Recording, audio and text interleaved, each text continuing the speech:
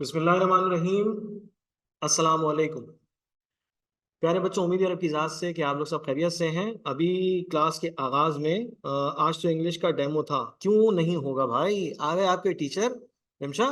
Demo क्या बल्कि class शुरू करेंगे। आज मैं आपको बताऊंगा कि आपको इस पूरे की पूरे ड्यूरेशन में किस तरह से चीज़ों को हैंडल करना है, क्या कुछ चीज़ें आपको लाजमन कर लेनी है, किस चीज़ से लास्ट ईयर्स में बच्चों का स्कोर बेहतरीन बन गया, शानदार बन गया, वो क्या बातें हैं।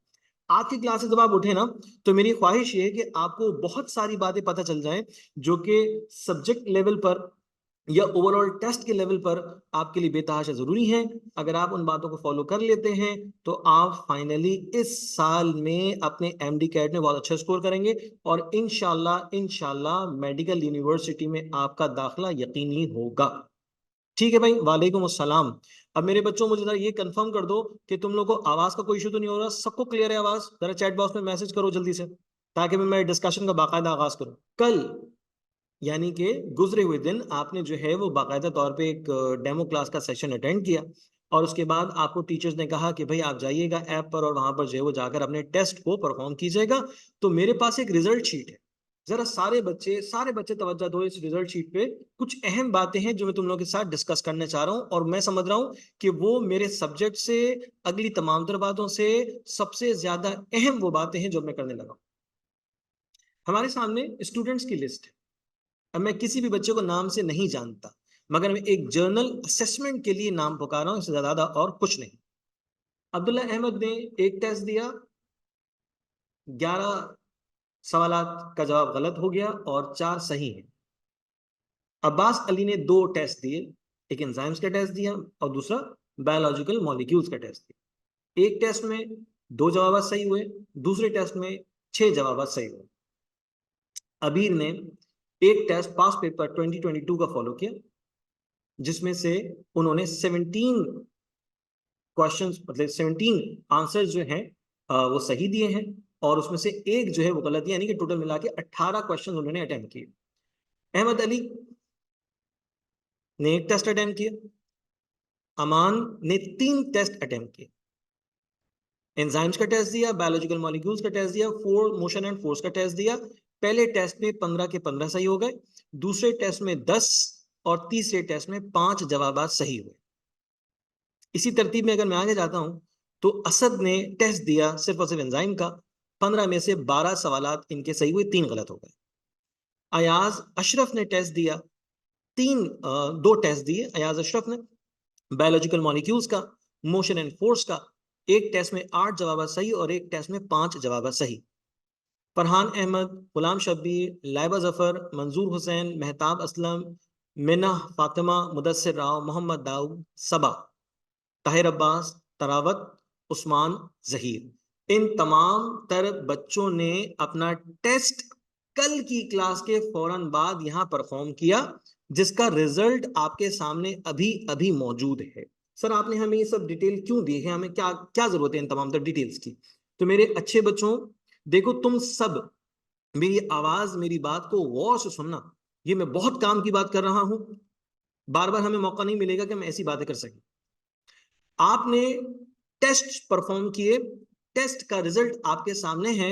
सर आज तो डेमो क्लास है, आप तो डेमो क्लास में बड़ी अच्छी अच्छी मजे मजे की बातें करें ना, ये क्या लेके बैठ गए? मैं क्लियरली कह रहा हूं मेरे बच्चों, पहले दिन से तुम्हें यहाँ के सिस्टम को, कंडीशंस को, प्री रिक्विजिट्स को समझना होगा, उसके साथ चलना होगा।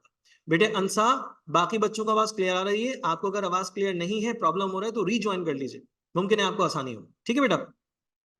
सर जिस सिस्टम में आप आ गए ना, अब उस सिस्टम की रिक्वायरमेंट बड़ी तगड़ी है, आप हल्का ले ही नहीं सकते।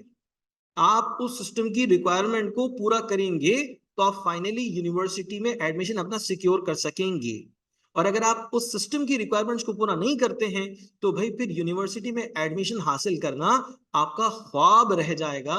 हकीकतन ये काम नहीं हो सकता। सर क्यों नहीं हो सकता? 60,000 बच्चे, 60,000 से जायद बच्चे, 60,000 से भी जायद बच्चे आप जैसे टेस्ट दे रहे हैं, ठीक है? और टोटल मिलाकर अगर मैं पूरी सीट्स की बात कर लूं तो वो कितनी होंगी? 3,000। पब्लिक सेक्टर की अगर मैं सीट्स की बात कर लूं 4,000, इससे ज्यादा तो नहीं है। तो मुख्तसरन अगर मैं आपसे बात कर दूं तो भाई चैलेंज और कंपटीशन बहुत सारे लोगों के दरमियान है। एक सीट पर कई बच्चों का मुकाबला हो रहा है। एक सीट एक ही को मिलेगी, मगर मुकाबला 40-50 से ज्यादा बच्चों का उस सीट पर हो रहा है। तो ये बात बिल्कुल क्लियर है कि अगर मैं प्रॉपर सिस्टम के तहत नहीं चला तो बेटा वक्त तो सबका ही गुजर जाएगा, तुम्हारा भी गुजर जाएगा, मेरा भी गुजर जाएगा, सारे बच्चों का गुजर जाएगा। मगर कामयाबी सिर्फ उसको मिलेगी जिसने एक प्रॉपर सिस्टम को फॉलो किया हो। अल्लाह ताला ने हमें जो दिमाग, हमें जो जहन, हमें सोचने समझने की सलाहियत दी है बेटा, वो एक कंप्यूटर की मानंद है। हमें उसकी प्रोग्रामिंग करनी होती है। हमें अपना जहन बनाना होता है कि हमें आखिर कितनी मेहनत करना जरूरी है। अगर हमारा ये जहन ही नहीं है कि हमें मेहनत करनी है, हमारा जहन ही नहीं है कि हमें कितनी ज्यादा मेहनत करनी है, तो बेटा फिर काम तो नहीं हो सकता ना। फिर काम तो नहीं हो सकता। हर दिन में अल्लाह ने हमें 24 घंटे दिए, 25 घंटे का दिन नहीं है। और तुम्हें बहुत अच्छे से मालूम है, क्लियर वर्ड्स में कह रहा हूं, तुम्हारी एमडी कैट की जो डेट है एक्सपेक्टेड है अगस्त का एंड हो, सितंबर का स्टार्ट हो। कितने महीने रह गए भाई फिर? हम्म कितने महीने रह गए? आज डेमो तुम लोग अटेंड कर रहे हो, डेमो की क्लास चल रही है, ठीक है। उसके बाद तुम्हारे पास मई तो समझ लो क्या गया। जून, जुलाई, अगस्त, अगस्त के एंड की डेट तुम्हारे पास, या सितंबर स्टार्ट की डेट तुम्हारे पास एमडी कैट की आ रही है। आने का इम्कान मतलब ऑलमोस्ट है, ये वाला फैक्टर आ जाएगी। तो भाई सिर्फ 3 महीने, यानी कि सिर्फ और सिर्फ 90 दिन, 90 दिन अगर तुमने प्रॉपर सिस्टम के तहत टेस्ट देते हुए। हुरैन बेटा अगर आवाज क्लियरली नहीं आ रही तो दोबारा ज्वाइन कर लो बेटा। बाकी बच्चों को क्लियर आ रही है? बाकी बच्चों की तरफ से इशू नहीं आ रहा? मुमकिन है कि आपको सिग्नल का प्रॉब्लम हो रहा आपकी साइड से। तो भाई सिर्फ और सिर्फ 90 दिन। अब टेस्ट में तुम्हारे नंबर ऑफ डेज बढ़ेंगे नहीं, अब टेस्ट में तुम्हारे नंबर ऑफ डेज घटते चले जाएंगे, कम होते चले जाएंगे। अब ये तुम पर मुनहसर है क्या, कि भाई अब ये 90 दिन प्रॉपर प्लान बना के दिल लगाकर मैक्सिमम अपना फोकस क्रिएट करके अपनी तैयारी शानदार कर लें, या फिर 90 दिन सिर्फ बैठे बैठे सोचते सोचते टेंशन लेते लेते गुजारते हैं। जो कुछ नहीं करेंगे उनको कुछ नहीं मिलेगा, ठीक है। जो मेहनत करेंगे, कोशिश करेंगे एक प्रॉपर प्लान के साथ, उनको जरूर, उनको इंशाल्लाह उनकी मंजिल हासिल हो सकेगी। सर आपने स्क्रीन पर टेस्ट के कुछ कलर्स यहां पे शो किए, जरा देखो जरा। मेरी एक बेटी है जिसने 3 टेस्ट दिए, यकीन उसने भी कल क्लास ली और उसने टेस्ट दिया। तरावत नाम है। पहला टेस्ट दिया 15 नंबर, दूसरा टेस्ट दिया 15 नंबर, और तीसरे टेस्ट में 14 नंबर, यानी कि 45 नंबर के टेस्ट में से सिर्फ एक नंबर उसका कट गया, बाकी सब सही है। सही है। अब ये पूरी लिस्ट है जिन बच्चों ने टेस्ट दिया। अब बहुत सारे ऐसे भी बच्चे हैं जिन्होंने कल कहने के बाद भी टेस्ट नहीं दिया, फॉलो नहीं किया। तो अब पहले दिन से भाई मैं तुम लोगों को साफ साफ कह रहा हूं, एक प्रॉपर सिस्टम मिल रहा है तुम्हें छाजाओं के जरिए से, कि जिसको तुम्हें फॉलो करना है, तुम फॉलो कर लोगे, यकीन मानो तुम्हारी कामयाबी यकीनी है।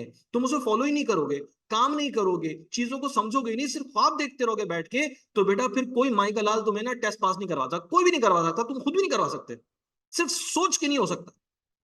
तुम्हें अपना टाइम लगाना है बेटा, टाइम देना पड़ेगा, ठीक है। ये बात क्लियर हो जानी चाहिए सबके जहन में कि भाई अब जब हमने माशाल्लाह से छाजाओं की क्लासेस का आगाज कर लिया है। अच्छा जी हुरैन, मैं चेक कर लेता हूँ डेटा में, आपने जितने टेस्ट दिए वो मैं डेटा में चेक करके मैं उसको मेंशन कर देता हूँ, कोई मसला नहीं, ठीक है। तो मैं आसान आसान लफ्जों में कह दूं कि तुम्हें जो सिस्टम दिया जा रहा है तैयारी के लिए, तुम्हें उसको प्रॉपरली फॉलो करना पड़ेगा फ्रॉम द डे फर्स्ट। जहां तुम अपने रास्ते से हट गए, समझो भटक गए, फिर मामला तुम्हारे हाथ से निकल जाएगा। अब अगर मैं यही बात तुमसे कर रहा होता जनवरी फरवरी में, तुम लोग कहते सर अभी तो बहुत टाइम है, मैं भी कहता हाँ बहुत टाइम है। मगर भाई जबकि तुम्हारे सामने आ रहा है कि ये आने वाले वक्तों में अगस्त का एंड या सितंबर की इनिशियल वीक का फर्स्ट वीक का टेस्ट डेट बन जाएगा, तो भाई फिर टाइम नहीं है। अब तुम्हें बातों को बड़ा सीरियसली लेके चलना होगा। तुम्हारे पास भी 24 घंटे, और इंशाल्लाह इंशाल्लाह जो पंजाब एमडी कैट में, यूएचएस के एमडी कैट में जो टॉप करेगा ना, उसके पास भी 24 घंटे, उसके पास भी 24 घंटे। वक्त का फर्क नहीं है, सबके पास यकसा है, मगर फैसला करने का फर्क है, जहन साजी का फर्क है। ठीक हो गई? क्लियर हो रही है नहीं वाली बात? किसी को अगर कोई डाउट है ना, कोई प्रॉब्लम है, कोई कंफ्यूजन है, समझ में नहीं आ रही बात, चैट बॉक्स ओपन है मेरे सामने, बोल देना फौरन, साथ साथ जवाब दे दूंगा मैं। ठीक हो गया? तो भाई ये जो टेस्ट रिजल्ट तुम्हारे सामने है, स्कोर शीट तुम्हारे सामने नजर आ रही है, ये हर हफ्ते 1.5 हफ्ते बाद तुम्हारे सामने रोज आएगा, मतलब हर हफ्ते 1.5 हफ्ते बाद फौरन अपीयर हो जाएगी। और फिर मैं तुमसे सवाल करने का हक रखता हूं कि भाई तुमने टेस्ट दिया तो वो अच्छा क्यों नहीं हुआ, तुम्हें टाइम दिया था, क्लास दी थी, मौका दिया था, लेक्चर दिया था, सारे सोर्सेस तुम्हें प्रोवाइड किए गए थे, तो तुमने क्लास क्यों नहीं ली, ये सवाल करना फिर मेरा हक बनता है। तुम मुझसे अगर आज ही एक्सपेक्ट करते हो कि सर हम छात्र ऐप के जरिए से आपके साथ लाइव क्लासेस लेंगे, खूब अच्छा पढ़ेंगे, जबरदस्त स्कोर करेंगे और इंशाल्लाह एमडी कैट में कामयाब होने के बाद मेडिकल यूनिवर्सिटी में अपना एडमिशन कंफर्म कर लेंगे, मैं कहता हूं इंशाल्लाह करोगे, मगर उसकी कुछ जरूरियात हैं, वो तुम्हें पूरी करनी होंगी, उनको लेकर चलना होगा। कि यहां तक बताई हुई सारी बातें तुम लोगों को समझ में आ गई भाई? मैं नाम नहीं ले रहा बच्चों के इंडिविजुअली, बहुत वक्त लग जाएगा, इसलिए बस डायरेक्टली सबसे कह, ये चीजें समझ में आ गई?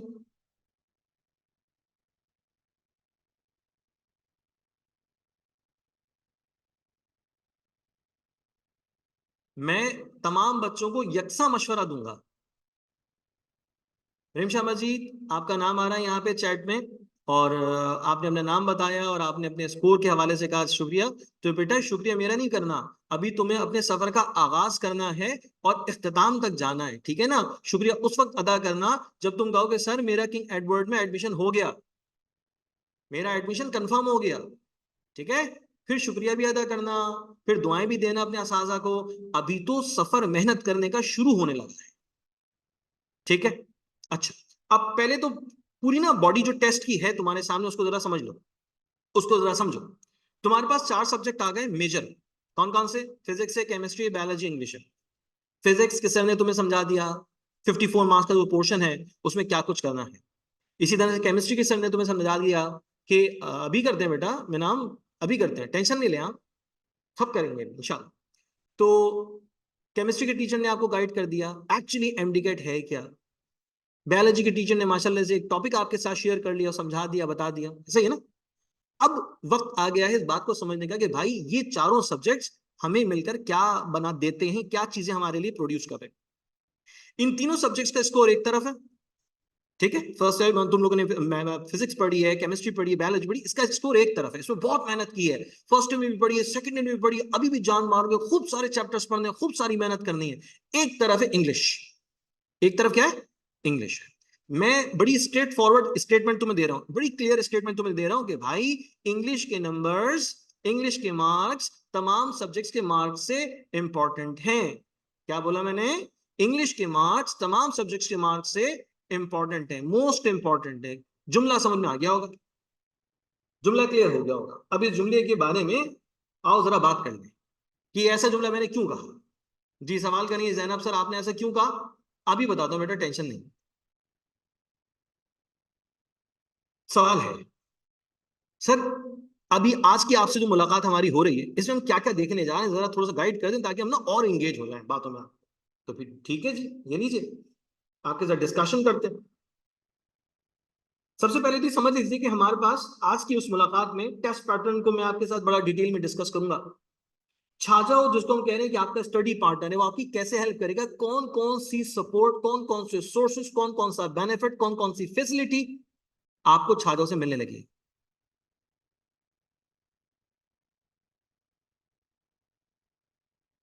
बेटे हुरैन, परेशान होने की बात नहीं बेटा, इंग्लिश की तैयारी कैसी होगी सारी बातें समझाने लगा हूं अभी, ठीक है? अब मेरी बातों को गौर से सुनना, मैं आपका केस समझ गया, टेंशन नहीं ले।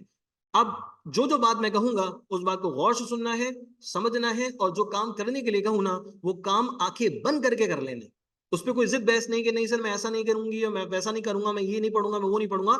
जैसा जैसे बताऊं वैसी वैसी बात समझते चले जाना। क्यों? उसकी वजह, उसकी वजह यह है कि तुम्हारा पहला साल है अपने टेस्ट की तैयारी का, और मेरी जिंदगी के लगभग लगभग 10-11 साल सिर्फ टेस्ट की तैयारी करवाने में गुजर गए, यानी 11 साल का अरसा टेस्ट की प्रिपरेशन करवाते करवाते गुजर गया, और तुम्हारा पहला साल।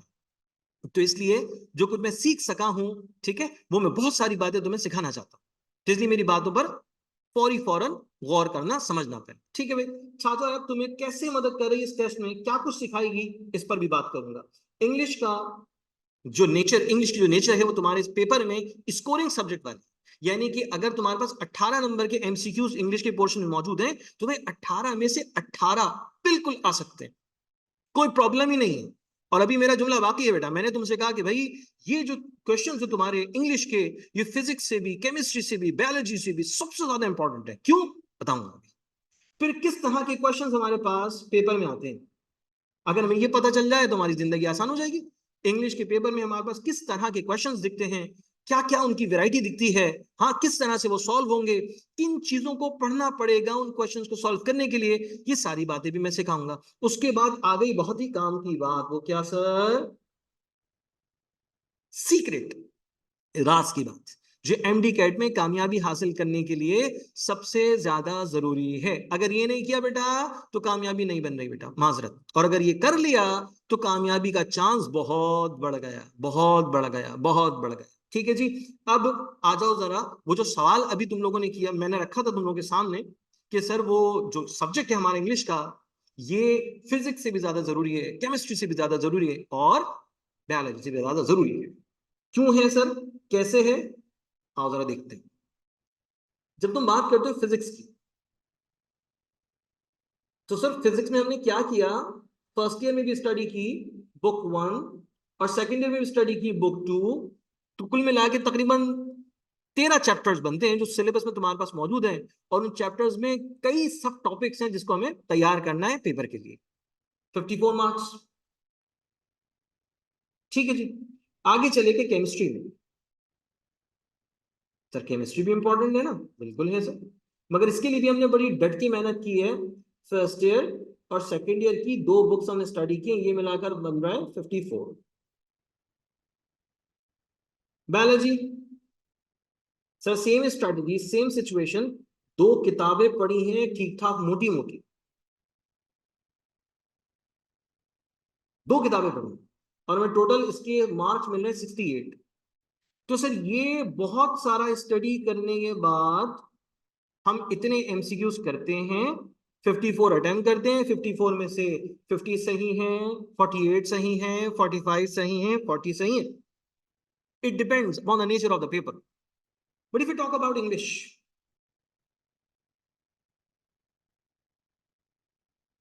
तो मेरे बच्चों इंग्लिश में 18 में से 18 नंबर लाना आपके लिए पॉसिबल है। क्यों? क्या हमें फर्स्ट ईयर सेकेंड ईयर की बुक्स का सहारा लेना पड़ेगा? हरगिज नहीं, बिल्कुल नहीं, बिल्कुल नहीं। फर्स्ट ईयर की बुक्स सेकेंड ईयर की बुक्स में से तो कुछ भी नहीं आ रहा, बल्कि तुम्हें इंग्लिश की तैयारी करनी है। बहुत सारे ऐसे सवाल हैं जिनको तुमने इससे पहले कभी सॉल्व नहीं किया, वो फंक्शनल ग्रामर पर बेस कर, वो फंक्शनल ग्रामर के रूल्स एंड रेगुलेशंस पर बेस कर रहे हैं। मेरी ग्रामर अच्छी है, मेरी विकेबलरी अच्छी है, तो मैं बहुत सारे क्वेश्चंस को बेहतर तौर पे कर सकता हूं। सही है। इस पूरे के पूरे सेशन में हम इंग्लिश ग्रामर के हवाले से बहुत सारी ट्रिक्स, टेक्निक्स, कॉन्सेप्ट्स, उनकी बेसिस को अंडरस्टैंड करेंगे। तो भाई हमारे 18 में से 18 नंबर पक्के। अब आप कह रहे हैं सर इंपॉर्टेंस क्या है, देखिए तो 18 नंबर का, वो 68, 54, 54 बताता हूं।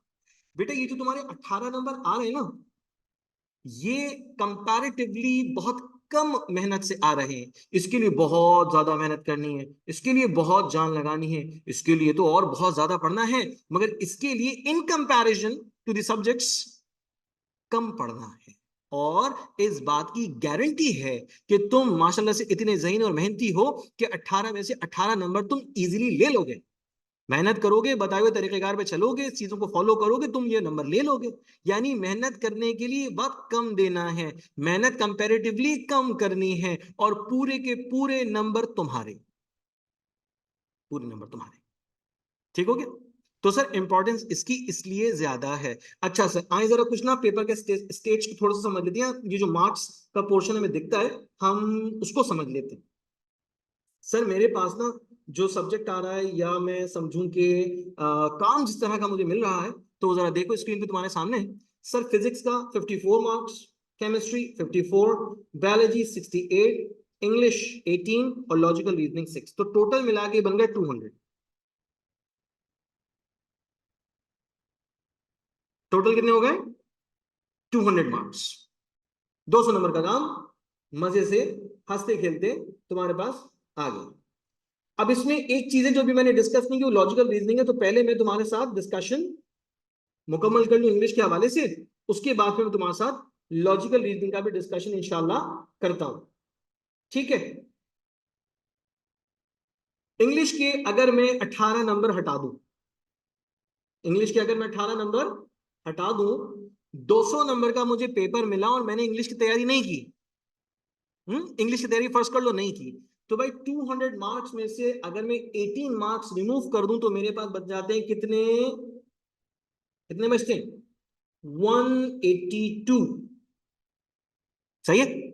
फिजिक्स में प्रॉब्लम आना ऑब्वियस बात है, हो जाता है। केमिस्ट्री में प्रॉब्लम आना ऑब्वियस बात है। बायोलॉजी में इश्यूज आ जाते हैं। लॉजिकल रीजनिंग तो तंग करती है, आज तक हमने पढ़ी नहीं है, ये पेपर में दे दिया उन्होंने, तो हम क्या करेंगे, सब समझाऊंगा, टेंशन नहीं। तो भाई अगर मैं पेपर अटेम्प्ट करता हूं 182 मार्क्स का, ठीक है, और मेरे कुल मिलाकर इस सब्जेक्ट में से 6, इस सब्जेक्ट में से 6, इस सब्जेक्ट में से 6, यानी कि कुल 18 नंबर में गंवा बैठा, जाया कर बैठा, तो कितने बच गए भाई,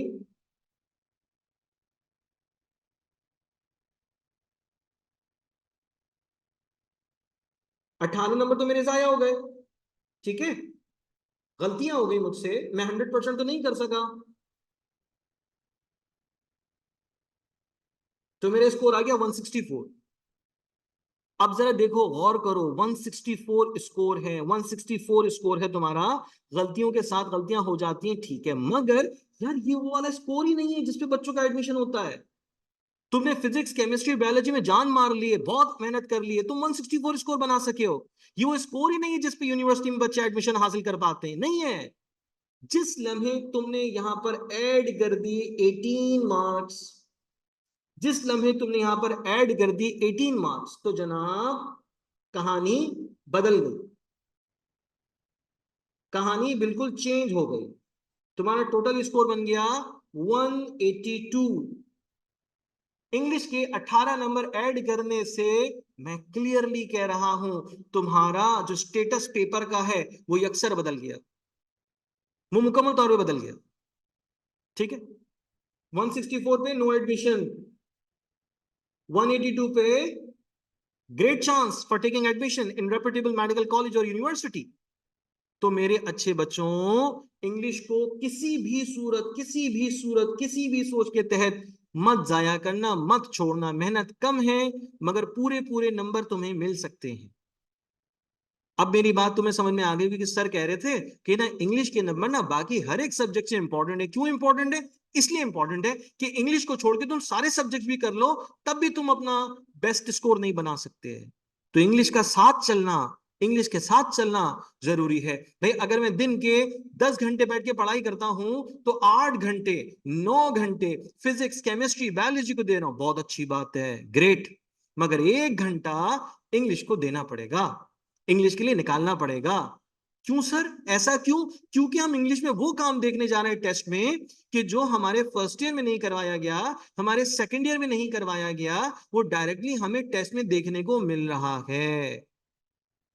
इज इट क्लियर? समझ में आ गया? किसी को कही हुई मेरी बातों पर प्रॉब्लम है तो बोलो। कोई कंफ्यूजन? बेटा हुरैन, एडमिन का नंबर आ रहा होता है तुम्हारे पास, जरा देखना, उस पर कॉल करके जरा कंफर्म कर लो, बिकॉज यहाँ पर तो सबको साउंड क्लियर आ रहा है, इशू तो नहीं हो रहा। अगर मेरी साइड से इशू होता तो फिर सबको होता बेटा। हाँ ठीक है, चेक करना बेटा जरा। अच्छा भाई, ये बातें सर समझा दी हैं आपने हमें, फिजिक्स कितनी अहम है, जबरदस्त चीज है, केमिस्ट्री बायोलॉजी ठीक है, इंग्लिश भी समझ में आ गया। अब जरा हमें सर ये समझाएं, ये क्या बला है, लॉजिकल रीजनिंग क्या है, समझा देता हूँ भाई। लॉजिकल रीजनिंग बताता हूँ बेटा रिमशा, मैं बताता हूँ, परसेंटेज का क्राइटेरिया भी बता रहा हूँ, टेंशन नहीं लो। लॉजिकल रीजनिंग बेसिकली हमारे पास 6 तरह के सवाल आते हैं लॉजिकल रीजनिंग में से।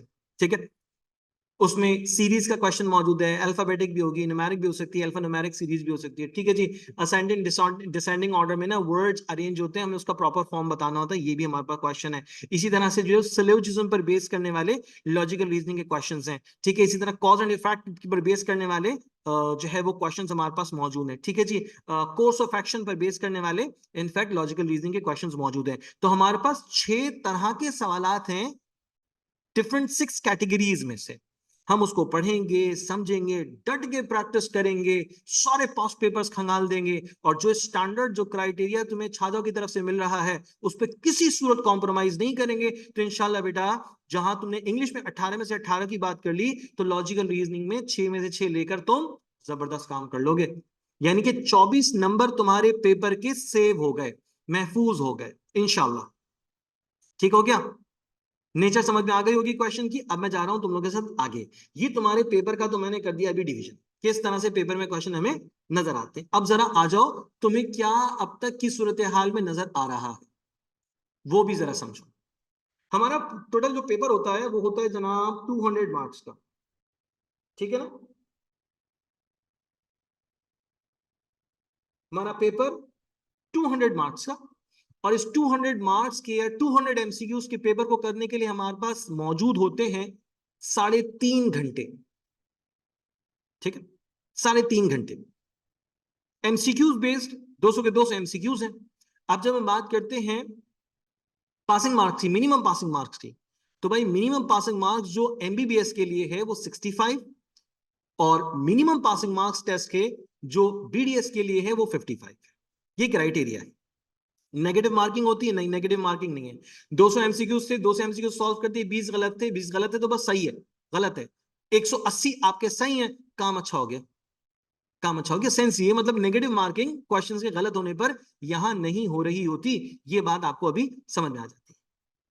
क्राइटेरिया हमारा जो एमटी कैट को पास करने का है वो जरा टफ है, वो जरा चैलेंजिंग है। हम हल्का नहीं ले सकते इस काम को। अगर कोई बच्चा ऐसा बैठा है दिमाग लेकर के भाई सर ये तो बहुत ही आसान होता है, ये तो हम पलक झपकते कर लेंगे और मसला ही नहीं होगा, तो मैं कह रहा हूं वो बहुत गलत सोच रहा है बेटा। अगर इतना ही आसान होता ना तो हर बच्चा मेडिकल कॉलेज में बैठा होता।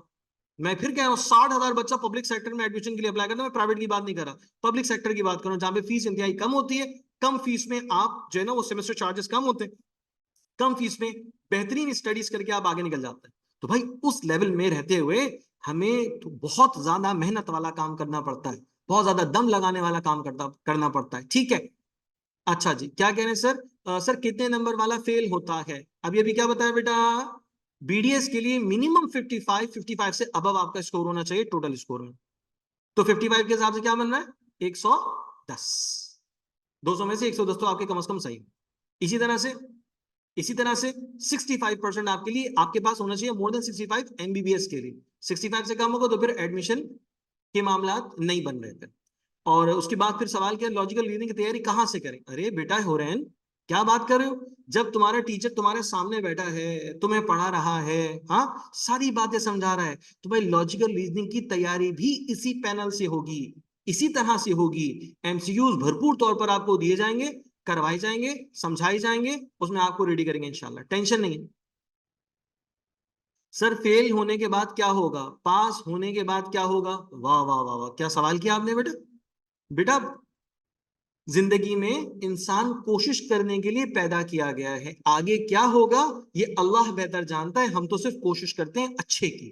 अल्लाह ने जो हमें नेमतें दी हैं, सलाहियतें दी हैं, उनको बरूएकार लाते हुए हमें बेस्ट प्रिपरेशन करनी है, अच्छा काम करना है, अल्लाह की दी हुई नेमतों को इस्तेमाल करके। सही हो गया बेटा? ठीक है ना? बस दुआ क्या करो हमेशा, अल्लाह ने हमें जिस मकसद के लिए पैदा किया ना वो काम हमसे ले ले, बस उसके लिए हमें हिम्मत दे दे, ताकत दे दे। यकीनन अल्लाह ने तुम्हारे नसीब में लिखा होगा, तुम्हारे नसीब में लिखा होगा तुम मेडिकल के एजुकेशन हासिल करो, तभी तो यहाँ बैठे हो। हजारों लाखों करोड़ों लोग ऐसे जो कि मेडिकल के एजुकेशन हासिल नहीं कर सकते। बहुत सारे इश्यूज हैं, स्टडी प्लान उनका अच्छा नहीं है, उनका इंटरेस्ट नहीं है, ठीक है, बहुत सारे इश्यूज हो सकते हैं, मगर अल्लाह ने तुम लोगों को मुंतखब किया कि तुम लोग मेडिकल पढ़ लो, अच्छी बात है। अब मेडिकल पढ़ने के बाद इंशाल्लाह तुम्हारा अच्छा मेडिकल कॉलेज में एडमिशन हो जाए, मेडिकल यूनिवर्सिटी में तुम्हें एडमिशन मिल जाए, 5 साल की भरपूर स्टडी के बाद तुम्हारी हाउस जॉब हो जाए, और उसके बाद तुम्हें एक लाइसेंस इश्यू हो जाए कि अब जनाब आप एक प्रोफेशनल डॉक्टर के तौर पे सर्विसेज दे सकते हैं, सर्व कर सकते हैं। तो भाई हो सकता है अल्लाह ने तुम्हारे नसीब में ये रास्ता लिख दिया हो पहले से, बस तुम्हें क्या करना है, उस रास्ते पे मेहनत के बलबूते चलते चलते चलते चलते आगे बढ़ना है, कोशिश करते हुए आगे बढ़ना है, ये तुम्हारा काम है। सर एफएससी के नंबर कितना मेरिट पर इफेक्ट करते हैं? बहुत आसान सा सवाल, और इसका बहुत आसान सा जवाब, टेंशन लिए बगैर सुन लेना गौर से, ठीक है? वो क्या भाई, फर्स्ट ईयर सेकंड ईयर तुम लोगों ने अभी कर लिया माशाल्लाह से, है ना? अब तुम्हारे पास क्या है? तुम्हारे पास चांस है अपने एमडीगेट के टेस्ट में स्कोर करने का। अब फर्स्ट ईयर सेकंड ईयर की अगर मैं एग्रीगेट या टोटल इंटर की परसेंटेज की बात करूं तो भाई वो तुम्हारी बहुत सारे बच्चे ऐसे होंगे जिनकी परसेंटेज अब 90+, 90+ से ऊपर जा रहे हैं, माशाल्लाह 90+ में जा रहे हैं, 85+ में जा रहे हैं, परसेंटेज अच्छी है। कुछ ऐसे बच्चे हैं जो कि 93+, 95+ में चले गए और परसेंटेज अच्छी है, और टेस्ट भी अच्छा हो गया, तो भाई तुम्हारी मेडिकल कॉलेज में एडमिशन कंफर्म हो जाएगा। अगर बस तूने सोचा मेरी तो परसेंटेज इंटर की अच्छी है, मैं टेस्ट अच्छा करूं ना करूं मैटर नहीं करता, नहीं भाई, अच्छी अच्छी परसेंटेज वाले रह जाते हैं, उनका एडमिशन नहीं होता। क्यों? क्योंकि उनका टेस्ट स्कोर कम पड़ गया। तो भाई तुम्हारी परसेंटेज भी बहुत अच्छी होनी चाहिए और तुम्हारा टेस्ट स्कोर भी अच्छा होना चाहिए। सर ये तो आप ना बड़ी डिप्लोमेटिक किस्म की बात करें। बेटा इस बात को मैं और मजीद वजाहत नहीं दे सकता। क्यों? क्योंकि मेरिट वेरी करता है। मेरिट हर साल का एक पिछले साल से मुख्तलिफ होता है। यानी कि ओवरऑल बच्चों की जो परसेंटेज, जो पासिंग रेशियो और उनकी जो परसेंटेज का क्राइटेरिया रहा है, वो अगर आगे बढ़ गया, टेस्ट बहुत आसान आ गया, ओवरऑल टेस्ट में अच्छे स्कोर हो गए, तो मेरिट चला गया ऊपर। सही है ना? लास्ट ईयर से मेरिट और ऊपर चला गया। तो ये चीज कबल इस वक्त होगा कहना कि जनाब आपका इतना स्कोर है इंटर में, तो आपका एडमिशन होगा या नहीं होगा, या टेस्ट में इतना बना ले तो हो जाएगा। ये सारी चीजें डिपेंड करती हैं टाइम पर। मगर ये तुम याद रख लो कि तुम्हारे 200 एमसीक्यूज वाले पेपर में 190 185 एमसीक्यू सही होने चाहिए। बस ये सोच अगर तुम्हारे दिमाग में आ गई है तो बस फिर हमें आगे बढ़ना पड़ेगा। नहीं बेटा हुरैन, ऐसा नहीं है, ऐसा नहीं है बेटा, ऐसा नहीं है हुरैन। बहुत बच्चे मैंने देखे हैं जिन्होंने पढ़ा है माशाल्लाह, और बेहतरीन उन्होंने परसेंटेज भी हासिल की है, ठीक है, बहुत अच्छी परसेंटेज भी हासिल की। ऐसा नहीं होता। बस कोशिश करेंगे इंशाल्लाह अच्छा हो जाए, अल्लाह से दुआ भी मांगेंगे। मेरा और आपका जो साथ है वो इस बुनियाद पर है कि मैं आपको टेस्ट की बेहतरीन प्रिपरेशन करवाऊंगा। तो मैं टेस्ट की बातें करना चाहता हूं। तुमने इंटर में अच्छा पढ़ लिया, बहुत अच्छी बात है, परसेंटेज अच्छी बना ली, बहुत अच्छी बात है। तो मैं कह रहा हूं भाई, अब जो बातें करेंगे ना, टेस्ट की परसेंटेज, टेस्ट के स्कोर को अच्छा बनाने वाली बात करेंगे, ठीक है? परसेंटेज मैंने तुम्हें बताई है अरीबा, मिनिमम 55 होनी चाहिए बीडीएस के लिए, मिनिमम 55 होनी चाहिए, 65 होनी चाहिए किसके लिए? एमबीबीएस के लिए, ठीक है? चलो अब चलेंगे आगे, काम की बातें और मजीद कर रहे, ठीक है जी।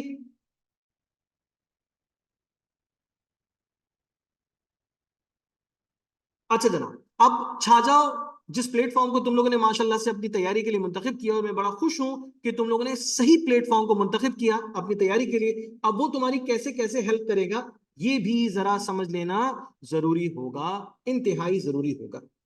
यहां पर होगा क्या? यहां पर तुम्हें लेक्चर्स दिए जाएंगे, लाइव क्लासेस में तुम्हें लेक्चर्स मिल रहे हैं। उसके साथ साथ जब लाइव क्लास में लेक्चर्स लेने के बाद जब तुम आगे चाहते हो कि मजीद कुछ हमारे लिए टीचर्स हमारे लिए करें, तो भाई उसमें तुम्हारे पास जो लेक्चर्स तुम्हें क्लास में दिए गए उसके नोट्स तुम्हें हासिल होते हैं। उसके बाद पास्ट पेपर्स के questions, even during the lecture वो भी आपके साथ डिस्कस होंगे, उसको भी समझाया जाएगा, उस पर भी बात होगी। सर आरटी रिवीजन टेस्ट वो भी होगा, वो भी होगा। सर क्वार्टरली टेस्ट ये भी लिए जाएंगे। सर चैप्टर क्लास टेस्ट बिल्कुल मौजूद है। अभी थोड़ा सा पढ़ लो, स्टडी कर लो इंग्लिश का, तो तुम्हारे क्लास टेस्ट मौजूद है। मैं अनाउंस करूंगा बेटे क्लास टेस्ट है। अगली दफा जब तुम सेशन में आके बैठोगे क्लास में, तो ये क्लास टेस्ट मुकम्मल करके आना छा जाओ ऐप पे।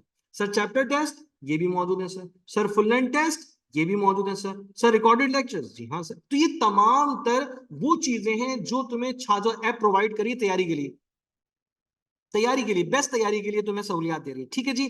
डाउट्स एंड क्वेरीज रिजॉल्व, भाई ये क्या है सर, इसके बारे में समझा दूं। छाजाओ के जो यूजर्स हैं माशाल्लाह से, जो बच्चे आप जैसे हैं, उनका एक ग्रुप बना दिया गया है। उस ग्रुप में जो बच्चे इन्वॉल्व शामिल होते हैं वो सवालात करते हैं। बाकायदा तौर पर जो सब्जेक्ट टीचर्स हैं, एक्सपर्ट्स हैं माशाल्लाह से, वो अपने सब्जेक्ट के मुताबिक आप लोगों के सवालात के जवाब दे रहे होते हैं, और ऑथेंटिक और वेरीफाइड अंदाज में, यानी कि जिसमें उसके बाद किसी को कोई डाउट ना रहे। मैं मेरे जहन में सवाल आया, मैंने यूट्यूब खोला, लेकर बैठ गया, 10,000 वीडियोस आ रही हैं, 10,000 बातें आ रही हैं एक ही चीज की, यानी मेरा तो कंफ्यूजन कई गुना बढ़ गया। तो भाई छाजा ऐप को ज्वाइन करने का सबसे बड़ा फायदा ये है कि कंफ्यूजन खत्म हो जाती है। जो एक्सपर्ट है अपने सब्जेक्ट की, वो एविडेंस के साथ, बुक रेफरेंसेस के साथ आपको बता रहे हैं कि उस सवाल का सही जवाब क्या हो सकता है और क्यों हो सकता है। तो फिर तो कोई मजीद कंफ्यूजन की गुंजाइश बाकी रहती नहीं है। तो भाई छाजाओ तुम्हें किस तरह से तैयार करवाएगा? छाजाओ तुमसे, तुम्हें नोट्स भी प्रोवाइड कर देगा लर्निंग के लिए, लेक्चर्स के, पास्ट पेपर्स के questions, revision test, quarterly test, ये सब कुछ होगा। अब ये सब कुछ जब होगा तो तुम मुझे सोच के बताओ, बिल्कुल ध्यान करके बताओ, कि जब टीचर तुम्हें सब कुछ करवाएगा तो क्या टीचर तुमसे सवाल करने का, सरप्राइज टेस्ट लेने का, हाँ छुट्टियां करने पर तुम्हारे कान खींचने का हक नहीं रखता? जब इतनी मेहनत तुम्हारे टीचर इंशाल्लाह साथ मिलकर करेंगे तो जरूर अच्छा काम होगा। अब मेरे साथ तुम लोगों ने ये वादा करना है ठीक है, ये प्रॉमिस करना, इस बात को एग्री करना है कि सर हमें तो आप इस तरह से पढ़ाएंगे ना इंशाल्लाह तो हम आपको अपना बेस्ट देंगे। आप इस तरतीब से लेके चलेंगे जिसमें हमारे रिवीजन टेस्ट भी हो रहे हैं, हमारे क्वार्टरली टेस्ट भी हो रहे हैं, हमारे पास पेपर्स डिस्कस भी हो रहे हैं, हमें नोट्स भी मिल रहे हैं, लेक्चर्स भी पूरे पूरे, तो भाई फिर हम अपना बेस्ट करेंगे। बोलो करोगे या नहीं? मना कर दोगे तो कोई मसला नहीं है, मना कर दोगे तो मैं जाहिर सी बात है फिर माजरत कर लूंगा तुमसे, तो बोलोगे करके दिखाएंगे सर, ये हमारे मुस्तकबिल का सवाल है, ये आपका सवाल नहीं, ये छाजो ऐप का सवाल नहीं, ये हमारे मुस्तकबिल का सवाल है, हमें हर हाल में करना होगा, कुछ भी हो जाए, आंधी आए तूफान आए कुछ भी हो जाए हमें करना है इंशाल्लाह। ये वाला पैशन जो है ना, माशाल्लाह माशाल्लाह मेरे बच्चों, गुड, ये वाला पैशन तुम्हारे अंदर है तो यकीन करो तुम छाजा ऐप के तमाम तर कंटेंट को जबरदस्त इस्तेमाल करके छा जाओगे, तुम कामयाब हो गए, तुम ना मेडिकल में अपना एडमिशन कंफर्म कर लोगे। अब तुम लोग क्या हो, तुम लोगों ने तो अभी छाजा ऐप पर आकर पहला लाइव लेक्चर दूसरा लाइव लेक्चर लेना शुरू किया, भाई पिछले सालों में बच्चों ने भरपूर लेक्चर्स लेके पढ़ के अपने एडमिशन कर लिए, ले लिए एडमिशन, बैठे में किंग एडवर्ड में बैठे हुए हैं, मजे से अपनी स्टडीज कर रहे हैं भाई। मतलब तुम्हारा पहला है, मतलब हमारे लिए ऐसा साल ना हर साल गुजरता है, तो प्लीज जो जो बातें तुम्हें टीचर बताए ना बस अपनी गिरह से मान लेना, उन बातों पे कोई कॉम्प्रोमाइज नहीं करना, पूरा करना उसको हर हाल में पूरा करना। मैंने ऐसे बच्चे भी देखे भाई, उनके पास घर में रहने के लिए मतलब घर में लाइट नहीं है, ठीक है ना, बेसिक बेसिक सहूलियात नहीं है, ठीक है, मगर फिर भी वो पढ़ रहे हैं, फिर भी वो पढ़ रहे हैं। एडमिशन फॉर्म लेने के लिए उनके पास पैसे नहीं थे, वो जमा करके कुछ दोस्तों ने उधार ले लिया, ये कर लिया वो कर लिया, अरे भाई वो भी एडमिशन लेकर बैठे हैं, वो भी माशाल्लाह से एमबीबीएस कर रहे हैं। तो मेरे बच्चों, किसी भी ऑब्स्टैकल को अपने सामने खुद से बड़ा मत समझ लेना कि यार ये तो मुश्किल आ गई, तो मुझसे भी बहुत बड़ी है, कोई मुश्किल तुमसे बड़ी नहीं है, तुम कर लोगे इंशाल्लाह, मगर बताए हुए तरीकाकार के तहत चलना है। छाजों के कितने बच्चों का एडमिशन हुआ है एमबीबीएस में? महमल खान, इस सवाल का जवाब मैं तुम्हें भरपूर और तफसील के साथ दूंगा, टेंशन नहीं लो। इंशाल्लाह जब मैं नेक्स्ट क्लास में आऊंगा तो स्केट्स लेकर आऊंगा तुम्हारे सामने कि जिसमें बाकायदा तौर पर लास्ट स्टेज में कितने बच्चों ने एडमिशन लिया छाजा ऐप को इस्तेमाल करके, सब बताऊंगा। और यकीन करो मेरी बात का, बहुत अच्छी तादाद है, बहुत अच्छी तादाद है। सिर्फ और सिर्फ टीमों में 23 स्टूडेंट्स एडमिशन अपना सिक्योर कर चुके हैं, ये सिर्फ एक यूनिवर्सिटी का हवाला दे रहा हूँ। बाकी पंजाब की जो पब्लिक सेक्टर की यूनिवर्सिटीज हैं उसका एडमिशन का हवाला मैं तुम्हें बाकायदा तौर पर रिटन फॉर्म में दूंगा, ताकि कम से कम मेरी बेटी को यह इत्मीनान रहे कि जिस सोर्स को उसने इस्तेमाल करना शुरू किया है तैयारी के लिए, वो सोर्स रिलायबल है, उस सोर्स में काम करने वाले जो एंगेज जो टीचर्स हैं इंस्ट्रक्टर्स हैं, वो लोग बड़े अच्छे हैं यार, काबिल है, उनके पढ़ाए हुए से बच्चे अच्छा काम कर सकते हैं। ठीक हो गया जी, क्लियर है मैमल? आगे चलते हैं।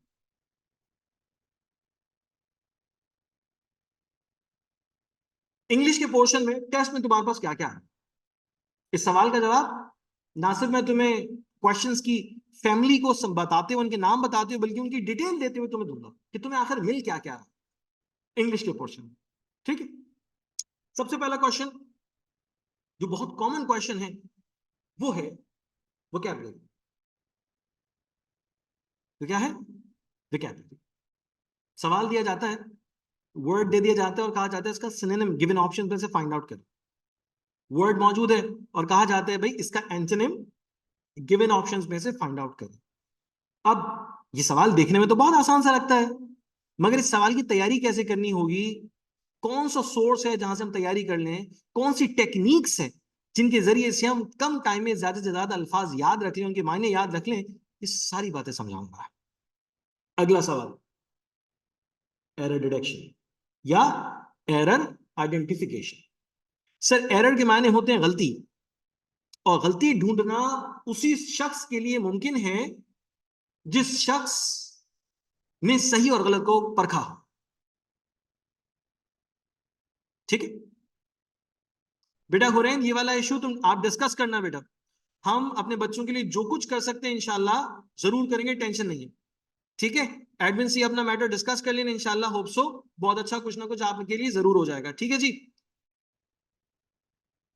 जी बेटा।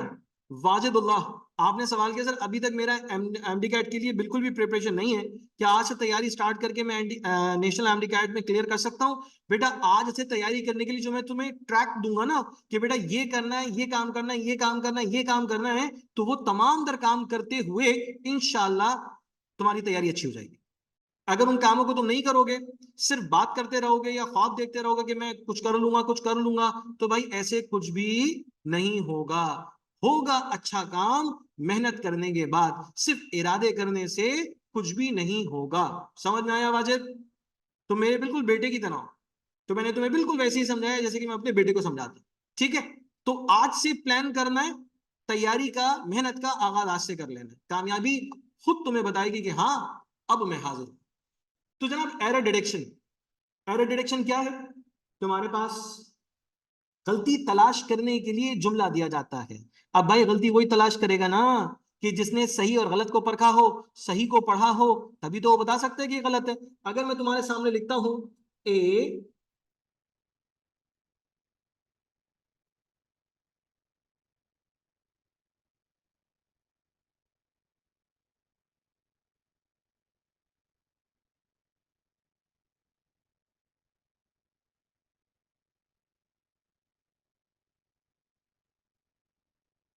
बताओ इस सीरीज में कोई गलती है?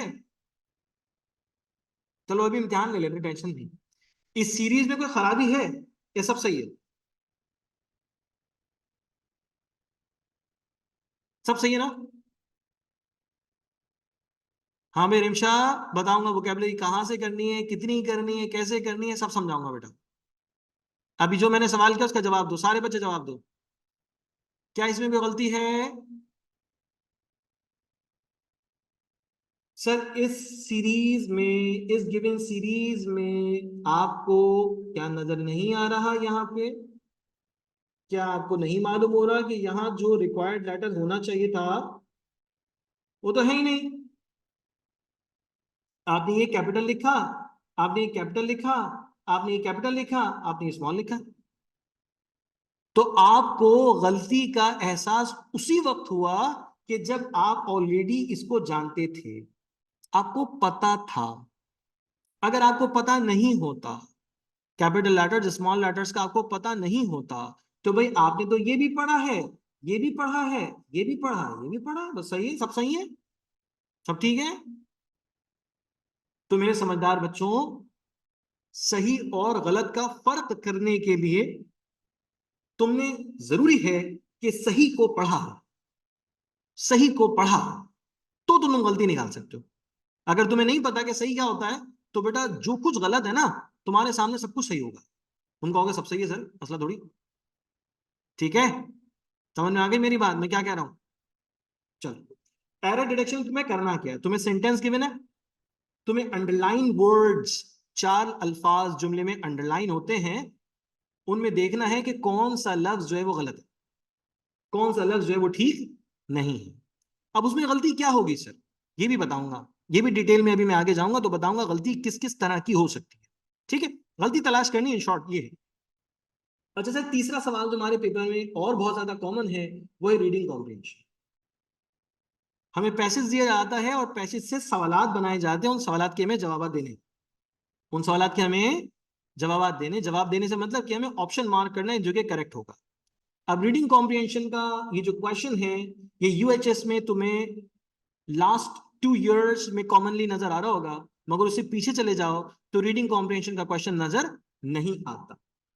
जब कोविड के पीरियड में पीएमसी ने टेस्ट कंडक्ट किया, पाकिस्तान मेडिकल कमीशन ने, तो फिर उस टेस्ट पैटर्न में रीडिंग कॉम्प्रिहेंशन वाला यानी कि पैसेज वाला कोई सवाल था ही नहीं।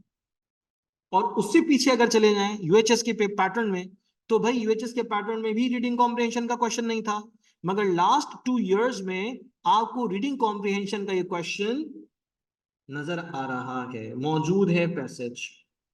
सर क्या ये सिनेमैटिक ऐड में भी होता है? हाँ भाई होता है, बिल्कुल होता है। सिनेमैटिक ऐड में भी रीडिंग कॉम्प्रिहेंशन है, वो तो शुरू से आ रहा है। सर एरर डिटेक्शन का क्वेश्चन भी होता है सिनेमैटिक में? हाँ भाई बिल्कुल होता है। सर वोकैबुलरी भी होती है? हाँ बेटा बिल्कुल होती है, बिल्कुल होती है। अच्छा भी रीडिंग कॉम्प्रिहेंशन पैसेज गिवन है, किस तरह के क्वेश्चन आते हैं, कैसे जवाब देंगे? लिमिटेड टाइम के अंदर सही जवाब देना है। अब बहुत सारे सवाल ऐसे होते हैं जिनका डायरेक्टली जवाब तुम्हारे पैसेज में है, बहुत सारे सवाल ऐसे होते हैं जिनका डायरेक्टली जवाब पैसेज में है ही नहीं। अब क्या करेंगे? पैसेज में जवाब नहीं है तो कौन से सवाल आते हैं? अभी समझाऊंगा, परेशानी की बात नहीं, जवाब देने का तरीका भी समझाऊंगा और बताऊंगा कि वो कौन से सवाल होते हैं जिसका डायरेक्टली पैसेज में जवाब नहीं होता। अच्छा, एक और क्वेश्चन जो कि कॉमन है वो क्या है? Sentence completion. सेंटेंस कंप्लीशन सुनो तो बहुत ही बच्चों वाली बात लगती है, सर सेंटेंस कंप्लीशन क्या? एक सेंटेंस गिवन है, उसमें ब्लैंक है और वो ब्लैंक फिल करनी है, दैट्स इट। होता तो यही है, मगर जब टेस्ट में क्वेश्चन आता है ना तो बहुत बड़ी वैरायटी के साथ आता है, बहुत बड़ी वैरायटी के साथ आता है। बहुत बड़ी वैरायटी के साथ। नुमान मेरे बेटे, ऐसा नहीं सोचा करो, तुम ग्रामर भी पढ़ोगे इंशाल्लाह, अपनी वोकैबलरी भी इंक्रीज करोगे, मैं तुम्हें बहुत सारी चीजें सिखाऊंगा और इंशाल्लाह इंशाल्लाह पूरे पूरे नंबर हासिल करने की पूरी कोशिश करेंगे। तो इंशाल्लाह अच्छा होगा बेटा, ठीक है। अच्छा सर, बाकी जनरल यूनि में टेस्ट के लिए तो बहुत कुछ होता है इंग्लिश, जैसे कि ऐसे राइटिंग। अरे मेरे मासूम से बेटे, मेरी बातों को पहले गौर से सुनना, सारी बात बता दूंगा। किस यूनिवर्सिटी में इंग्लिश में से कौन सा पोर्शन आता है, किस किस्म के क्वेश्चन आते हैं, सब बताऊंगा, टेंशन नहीं लो। मैंने अभी इब्तिदा में तुम्हें क्या बोला? मोस्ट कॉमन क्वेश्चंस, ठीक है, क्लियर हो गया? चलो आगे चलो। सेंटेंस कंप्लीशन, सेंटेंस कंप्लीशन का क्वेश्चन, डैश मौजूद है, ब्लैंक मौजूद है, मोस्ट एप्रोप्रिएट वर्ड से तुम्हें उसको फिल करना है, ये एक बेसिक रिक्वायरमेंट है, ठीक है जी। अब आ जाए इन क्वेश्चन की डिटेल पर। ये जो क्वेश्चंस हैं ये बेसिकली किस किस तरह से हमारे पास अपेयर हो सकते हैं। सिनोनिम, सेंटेंस हमारे सामने हो सकता है कि जो सिनोनिम है वो जस्ट वर्ड दिया गया, एक वर्ड दिया गया, ठीक है। जैसे कि मैं कहता हूं शार्प, सपोज, ठीक है, और उसके बाद मुझे चार ऑप्शन बनाकर दे दिए गए, ए बी सी डी, चार ऑप्शन दे दिए गए। अब इनमें से कोई एक ऑप्शन है जो कि बिल्कुल करेक्ट है, यानी जो इस वर्ड का करेक्ट सिनोनिम देता है। इसी तरह से ये भी मुमकिन है कि जनाब एक सेंटेंस लिखा हुआ है, उस सेंटेंस में एक वर्ड है अंडरलाइन किया हुआ, और आपसे कहा जाता है उस अंडरलाइन वर्ड का मीनिंग रखने वाला ऑप्शन बताओ। ये वर्ड अंडरलाइन है, इस वर्ड का मीनिंग रखने वाला ऑप्शन कौन सा है? ए है, बी है, सी है, डी है, वो बताओ। तो सवाल इस तरह से बन सकता है। इसी तरह एक सेंटेंस मौजूद है, उसमें एक वर्ड अंडरलाइन है और कहा जाता है कि जनाब option A B C D, ये चार ऑप्शंस हैं, ये वर्ड है। मिसाल के तौर पे वर्ड लिखे मैंने ब्रिलियंट, अब इसका मुझे एंटोनिम फाइंड आउट करना है। ये ऑप्शंस हैं, इनमें से कौन सा ऐसा वर्ड है जो कि इसका करेक्ट एंटोनिम है, वो मुझे बताना है। तो अब इस सवाल को दो तरीकों से दिया जा सकता है, या तो सिर्फ उसे वर्ड दे दिया गया या फिर कंप्लीट सेंटेंस तुम्हें दे दिया गया और कहा गया जवाब बताओ। समझ में आया? वोकैबुलरी बेस्ड क्वेश्चन की वजह से समझ में आ गया कि पेपर में सवाल किस किस तरह से आ सकता है। तो ये दो तरीकाकार हैं, दो अंदाज हैं, इन दो तरीकाकार की मद में उस जैसी शक्ल में ये सवाल हमें सॉल्व करने को मिल सकता है। अच्छा जी, एरर डिटेक्शन। एरर डिटेक्शन के क्वेश्चन की नेचर क्या है? हमारा सवाल हमारे सामने बनता कैसे, दिखता कैसे है? सेंटेंस में जैसे लिखा हुआ सेंटेंस, ही इज बॉय, ये बहुत ही सिंपल सी बात, क्या ऐसे जुमला नहीं होता। तो जनाब ऑप्शन ए ये है, ये ऑप्शन बी, ये ऑप्शन सी, ये ऑप्शन डी। अब आपने बताना है कि इसमें गलती कहाँ है, और अगर गलती है तो वो बता दो ऑप्शन, नहीं है गलती तो फिर जनाब नो एरर वाला ऑप्शन मार्क कर दो,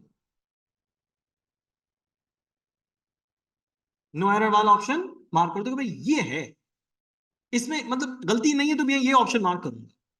अब तुम्हारा क्वेश्चन इस तरह से दिया जाता है, सवाल आ रहा है जहन में, सर क्या एक ही एरर होगा एक सेंटेंस में, एक से ज्यादा नहीं हो सकते? ये भी तो हो सकता है ना, एक जुमले में एक नहीं दो दो एरर हो, ऐसा हो सकता है? ऐसा नहीं हो सकता, नहीं हो सकता ऐसा। जुमले में या तो कोई एक एरर होगा या फिर एक भी एरर नहीं होगा।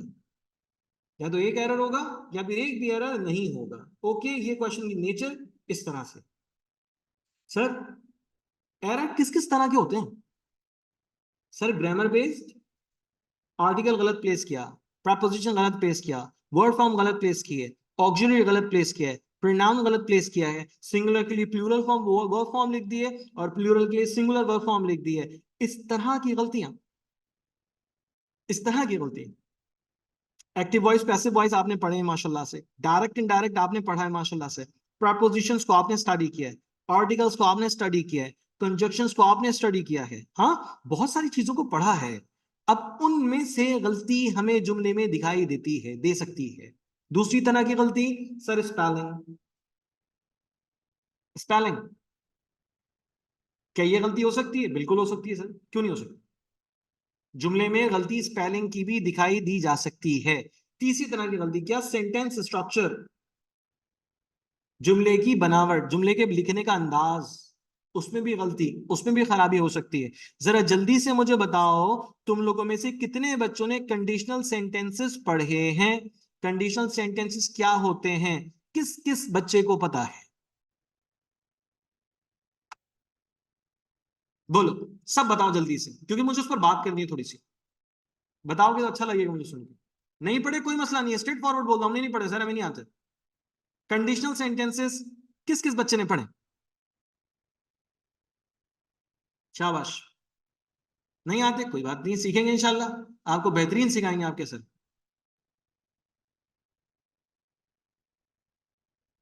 ओके, ठीक है जी। बाकी बच्चे चुपचाप बैठे हैं, जवाब नहीं दे रहे, ऐसा क्यों है भाई? भाई बात करनी है, देखो हमारे और आपके दरमियान आवाज का ताल्लुक है, उस ताल्लुक को खत्म नहीं करना, अपनी बात कहते रहना है, चैट बॉक्स में बताते रहना है।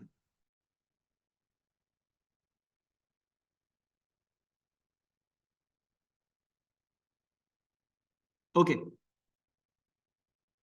कंडीशनल सेंटेंसेस की अगर मैं बात करूं, तो मैं अभी एक रेफरेंस दूंगा, एक हिंट दूंगा, तो मैं कुछ बातें याद आ जाएंगी। सर कंडीशनल सेंटेंस में हमने सीखा था कि उसमें इफ बहुत कॉमन बेसिस पे अप्लाई हो रहा था। इफ हमें बहुत कॉमन बेसिस पे दिखता था, if you work hard you will succeed, if you work hard you will succeed, याद है?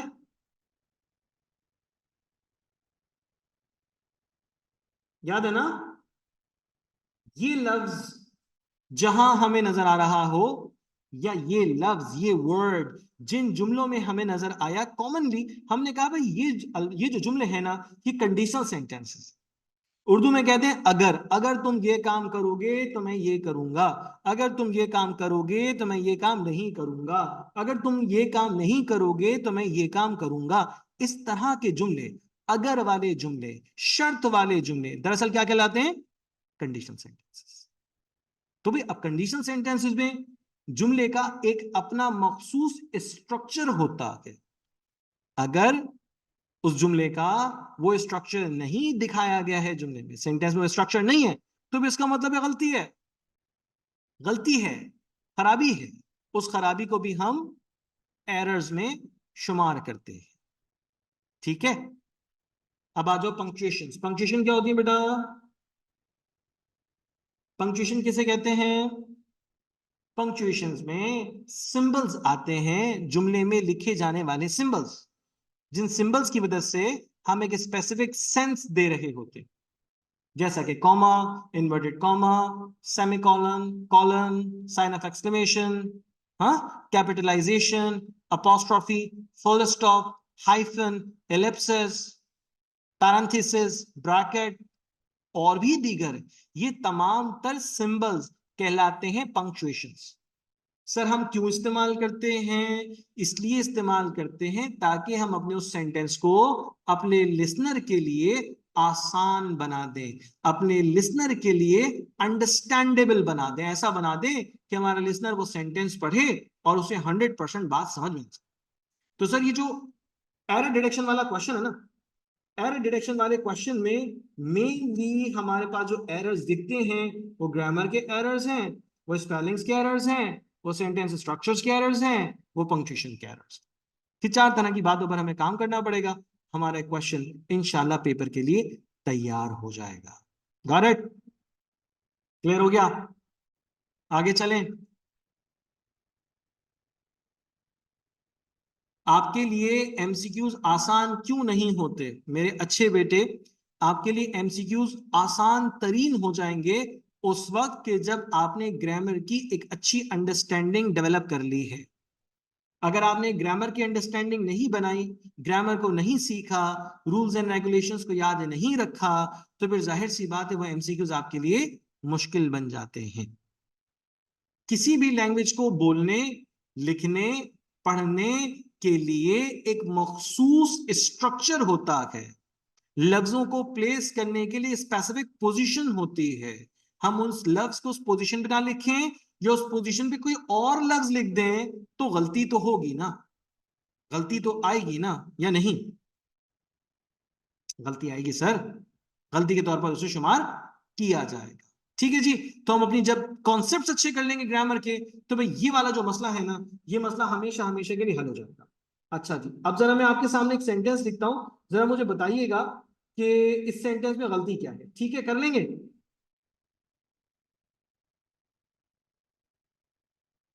बताइए मुझे। मैं सेंटेंस लिखूं तो आप उसमें गलती तलाश कर लेंगे या प्रॉब्लम होगा? कहेंगे नहीं सर अभी तो सीखा ही नहीं है, पढ़ा ही नहीं है, ऐसा तो नहीं कुछ? बोल दो भाई, स्ट्रेट फॉरवर्ड बात किया करो मुझसे।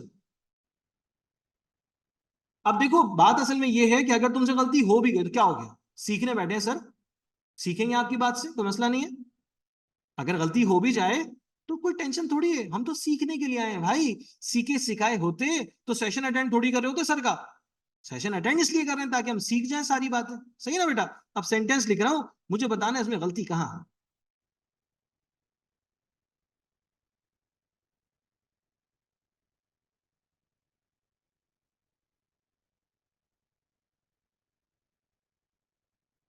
He is going to Lahore.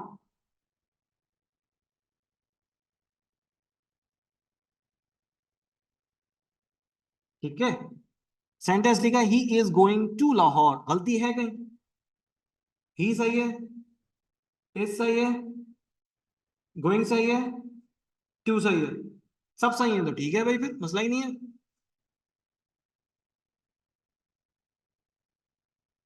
Challenge वैलेंज थोड़ी होता है, बच्चों को चैलेंज थोड़ी देते हैं, बच्चों को सिखाते हैं। जियाउल हक बच्चों को सिखाते हैं हमेशा। ठीक है,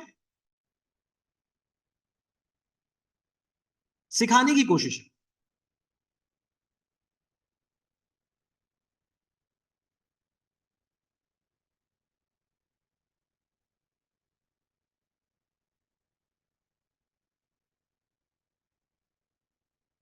अच्छा भाई, सब के सब कह रहे हैं सर गलती है, गलती है, गलती है सर। सब बच्चे माशाल्लाह से बिल्कुल सही सही बात समझ गए। गुड गुड, अच्छी बात है। शाबाश, शाबाश। सर यहां पर ये जो लिखा हुआ है ना आपने, ये जो T O O 2 लिखा हुआ है, ये T O O 2 जो आपने लिखा है, इसमें गड़बड़ है, इसमें खराबी है। ये टू थोड़ी होगा यहाँ पे, ये तो हो ही नहीं सकता सर। ये जो टू है ना, T O O 2, ये इस्तेमाल होता है बहुत ज्यादा के लिए, too hot, too big, too short. यानी मुझे जो है ना दूध पीना था, दूध का एक कप रखा हुआ है मेरे पास, ठीक है ना, कप में दूध मौजूद है, वो बहुत गर्म है, नहीं पी सकता। तो कहा गया टू हॉट, यानी पिया नहीं जा सकता, इतना गर्म है। टू कोल्ड, इतना ठंडा है कि पिया नहीं जा सकता वो दूध। तो समझ में आ रहा है सर, टू तो ये वाले मायने देता है, एज एन एडजेक्टिव इस्तेमाल होता है। तो सर क्या ये जगह एडजेक्टिव वाली है? नहीं सर, यहाँ पे होना चाहिए था गोइंग टू, यानी यहाँ पे प्लेस होना चाहिए था प्रपोजिशन, प्रपोजिशन टू प्लेस होना चाहिए था। वर्ब के बाद प्रपोजिशन प्लेस होगा, एडजेक्टिव थोड़ी ना होगा सर। एक्शन वर्ब है गोइंग, इसके बाद टू आना चाहिए था। तो आपको समझ में आ गया कि सर एरर है, ग्रामेटिकल बेसिस पे है, वाकई में गलती की वजह पता होगी ना, तो तुम कहोगे हाँ सर कंफर्म है जवाब हमारा बिल्कुल। अब तुम्हें गलती की वजह नहीं पता तो तुम अंदाजा लगाओगे तुक्का लगाओगे या सोचोगे यार इस तरह का लिखा हुआ मैंने पहली जिंदगी में कभी देखा ही नहीं, जिंदगी में इससे पहले कभी ऐसा लिखा हुआ नहीं देखा ना, इसलिए ये गलत है। तो मेरे बेटे ये बात काफी नहीं है। तुमने अगर कोई सही चीज इससे पहले नहीं देखी तो इट डजंट मीन कि वो गलत होगी, उसकी कोई ना कोई ग्रामेटिकल कंडीशन होनी चाहिए उसको गलत साबित करने के लिए। ठीक हो गया जी। अच्छा चलते हैं आगे।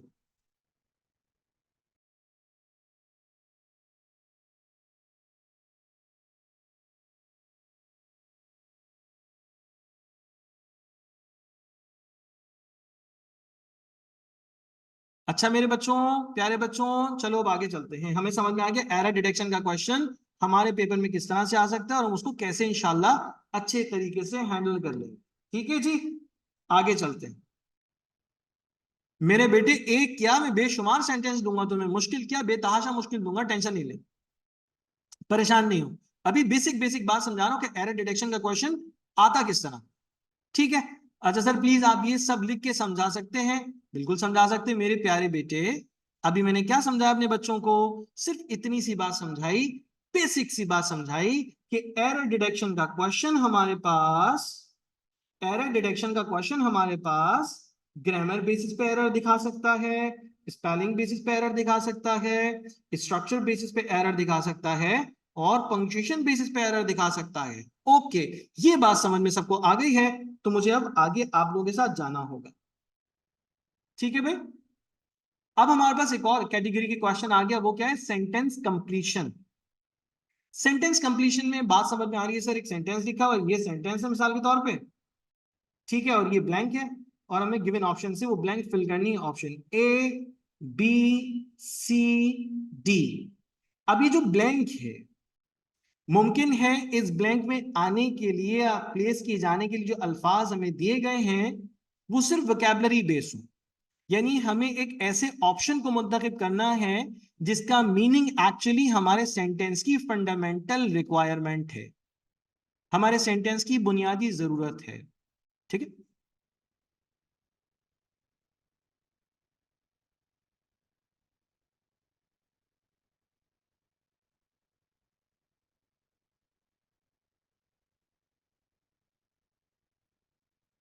अगर मैं, आप लोगों को नजर आ रही है स्क्रीन प्रॉपरली ना, कोई इशू तो नहीं हो रहा? ये मेरे पास एक सेंटेंस है, ठीक है, और मैंने सोचा कि जनाब इस सेंटेंस की जो के अंदर जो कमी नजर आ रही है, जनाब जिस लफ्ज की रिक्वायरमेंट है एक्चुअली वो ऑप्शन ए में लिखा, तो मैंने कहा भाई मेरा ऑप्शन ए जो है वो मेरा अप्रोप्रिएट, मेरा करेक्ट आंसर। ठीक है। एक सेंटेंस कंप्लीशन की कैटेगरी इस तरह से सवाल भी दिया जा सकता है कि आपका काम सिर्फ और सिर्फ सेंटेंस में जो रिक्वायर्ड वर्ड है, रिक्वायर्ड मीनिंग देने वाला वर्ड है, वो सिर्फ चूज करना ऑप्शन से।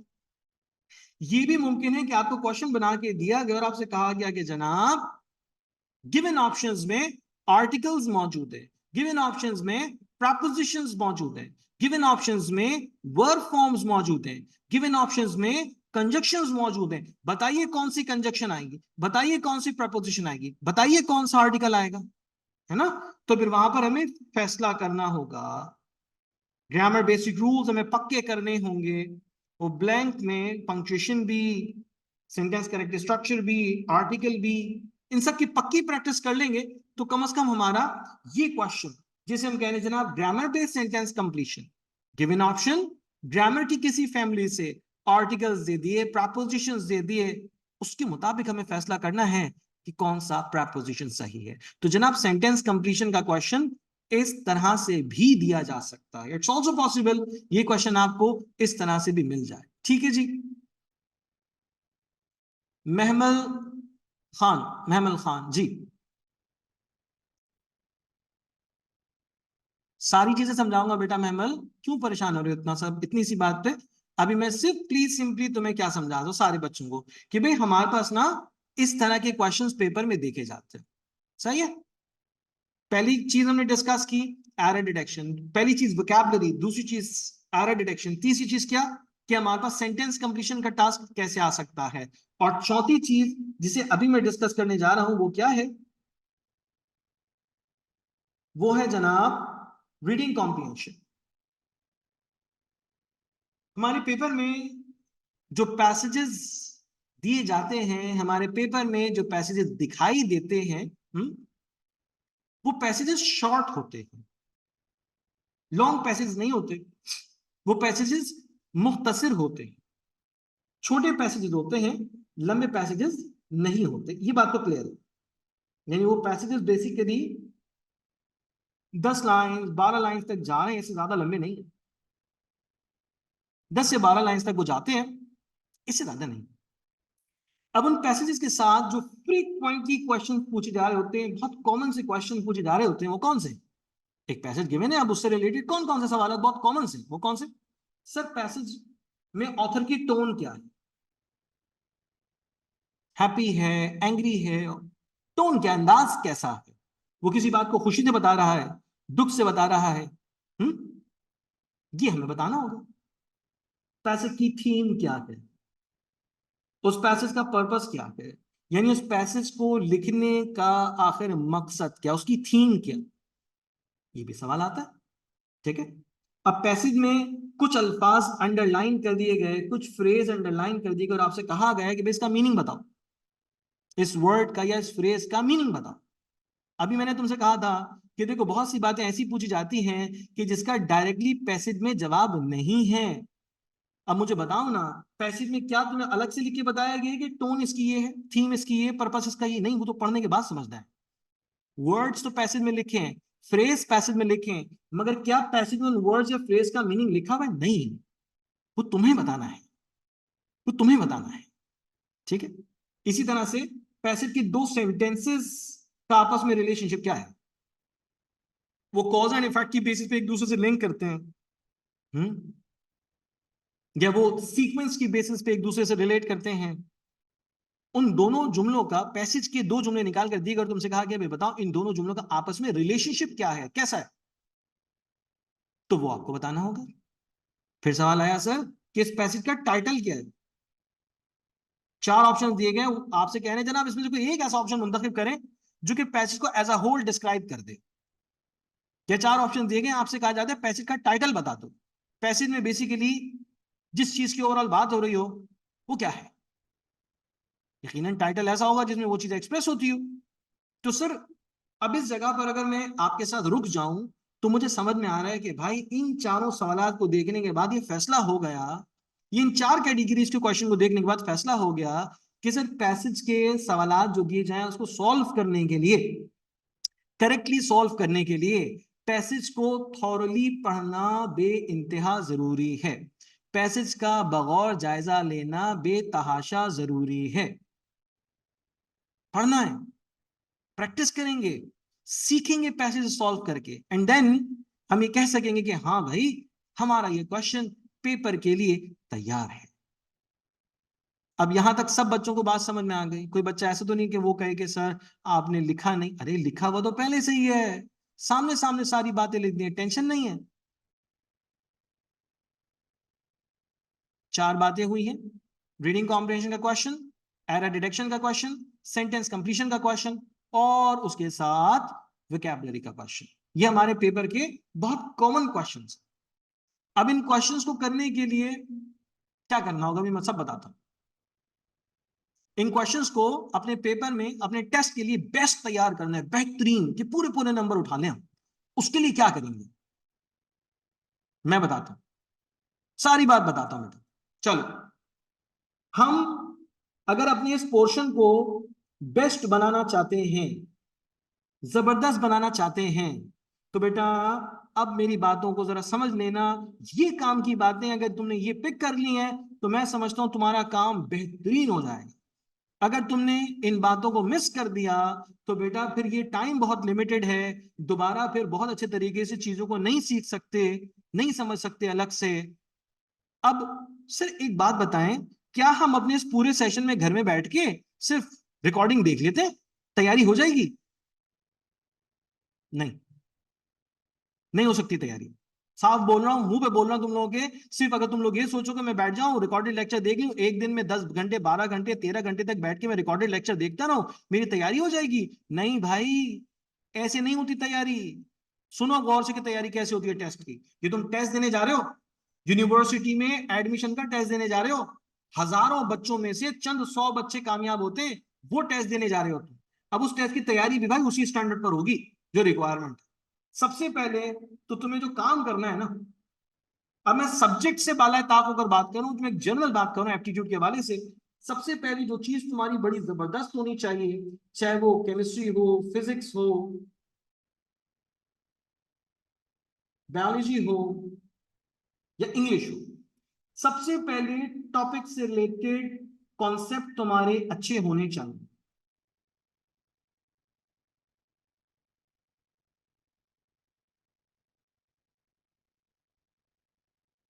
ठीक है, जो बात तुम्हें कही जा रही है सवाल में उसकी समझ होनी चाहिए। बात ही समझ में नहीं आ रही, वो पूछ क्या रहे तो क्या खाक जवाब दोगे? तो भाई सबसे पहला काम कॉन्सेप्ट बनाना है, बात को समझना है। और वो लाइव लेक्चर्स की मदद से हो सकता है, बिल्कुल हो सकता है। एक एक बात, एक एक चीज, एक एक कॉन्सेप्ट मैं तुम्हारे साथ शेयर करूंगा। क्यों? ताकि अगर पेपर में वो चीज आ जाए तो तुम फौरन फौरन सही जवाब उसका मार। तो भाई कॉन्सेप्ट बनाना सबसे पहली बात, सबसे पहला काम। अब आगे चलते हैं कॉन्सेप्ट की बात। कॉन्सेप्ट बन गया सर, समझ में आ गई हमें बात। फिर क्या करें? फिर हम करेंगे प्रैक्टिस। उस कॉन्सेप्ट को याद रखने, अब रट्टा तो नहीं लगा सकते ना कॉन्सेप्ट का, रट नहीं सकते। तो उस कॉन्सेप्ट को कैसे जहन नशीन करें? जहन नशीन करेंगे प्रैक्टिस, भरपूर प्रैक्टिस से। अब प्रैक्टिस तो हमें कहां मिल रही है? Practice zone. छा जाए आपका प्रैक्टिस जोन। प्रैक्टिस जोन में क्या है सर? प्रैक्टिस जोन में चैप्टर टेस्ट है,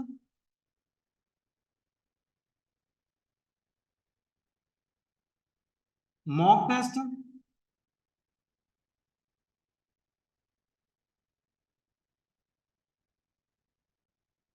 ग्रैंड टेस्ट है, और उसके बाद फिर क्लास टेस्ट, और उसके बाद फिर रिवीजन टेस्ट। अब ये वो डायरेक्शन है जिसकी मदद से, जिस डायरेक्शन चलते हुए तुम्हारी बेहतरीन प्रैक्टिस हो सकती है। जितनी ज्यादा प्रैक्टिस उतनी अच्छी मेमोराइजेशन, जितनी अच्छी मेमोराइजेशन उतना ही अच्छा तुम टेस्ट में रिफ्लेक्ट करोगे, उतना ही जबरदस्त तुम रिफ्लेक्ट कर सकते। भाई कॉन्सेप्ट मेकिंग के लिए लाइव क्लासेस हो रही हैं, एक एक बात सिखाने समझाने के लिए हम सब बैठे हैं यहाँ पे, तुम सारी बात समझाने के लिए बैठे हैं यहाँ। ठीक है, प्रैक्टिस करने के लिए तुम्हारा एक स्केड्यूल बनना है, एक एक तरतीब बननी है कि हमें इतने प्रैक्टिस टेस्ट इस वीक में सॉल्व कर लेने, इतने चैप्टर टेस्ट हमें सॉल्व करने। सर ने हमें कहा इतने क्लास टेस्ट हमें अपने टॉपिक से रिलेटेड सॉल्व कर लेने। फला तारीख को हमारा रिवीजन टेस्ट होने जा रहा है, हमें उसकी तैयारी करनी है, हमें उसके लिए प्रिपेयर होना है। ठीक है जी। फिर आगे चलकर क्वार्टरली टेस्ट हो गया, हाफ सिलेबस टेस्ट हो गया, फुल सिलेबस टेस्ट हो गया, ये भी आगे होंगे, उनको भी हमें भरपूर करना है, उन पर भी हमें अपने हाथ साफ करने। तो ये तरतीब आपको बेहतरीन प्रैक्टिस देती है। उसके बाद अपनी प्रैक्टिस करने के बाद अब तैयारी को जांचने का अमल शुरू हो गया कि सर मैंने इंग्लिश में सब्जेक्ट वर्ब एग्रीमेंट पढ़ लिया, जबरदस्त काम कर दिया, सही है, मैंने क्लास टेस्ट भी सॉल्व कर लिया। अब मैं जानना चाहता हूं कि मेरी तैयारी कितनी अच्छी हो गई इस टॉपिक के हवाले से। या एरर डिटेक्शन का एक टॉपिक है, मैं तो एरर डिटेक्शन के हवाले से ना मैंने तैयारी कर ली है। और अब मुझे बताएं, अब मैं मतलब उस चीज को एग्जामिन करना चाहूँ तो कैसे करूं? सर मेरे पास चैप्टर टेस्ट मौजूद है, एक एक टॉपिक के कई कई टेस्ट हैं, उसको कर कर आ गए तो भाई मॉक टेस्ट मौजूद है, एग्जामिन करेंगे, तजिया करेंगे कि हमने कितना सीखा। फिर पता चला सर एरर डिटेक्शन में ना 10 नंबर का काम करते हैं, 4 नंबर आ रहे हैं, 10 नंबर का काम कर रहे हैं, 6 नंबर आ रहे हैं, वापस कॉन्सेप्ट पर आए। ठीक है, कॉन्सेप्ट पर आए, कॉन्सेप्ट बनाए, प्रैक्टिस वाली जो क्लासेस ली है सर ने कॉन्सेप्ट दिया उसको देखें। उसको कैसे देखें सर? आपने तो 2 हफ्ते पहले पढ़ाया था, आपने तो 2 हफ्ते पहले बोला था कि ये कॉन्सेप्ट है, ये बेसिक बेसिक बातें हैं। तो भाई जब लेक्चर हो रहा होगा तो तुम्हें बनाने हैं अपने नोट्स। क्या बनाने? बोलो। नोट्स बनाने हैं, बातें सुननी है अपनी टीचर की गौर से, और उन बातों को अपने पास लिखते चले जाना। सर हमारे पास तो सिर्फ 3 महीने हैं, नोट्स बनाने के लिए तो टाइम है ही नहीं। अरे मेरे अक्लमंद बच्चों, नोट्स तुम्हें अलग से जाकर थोड़ी बनाने।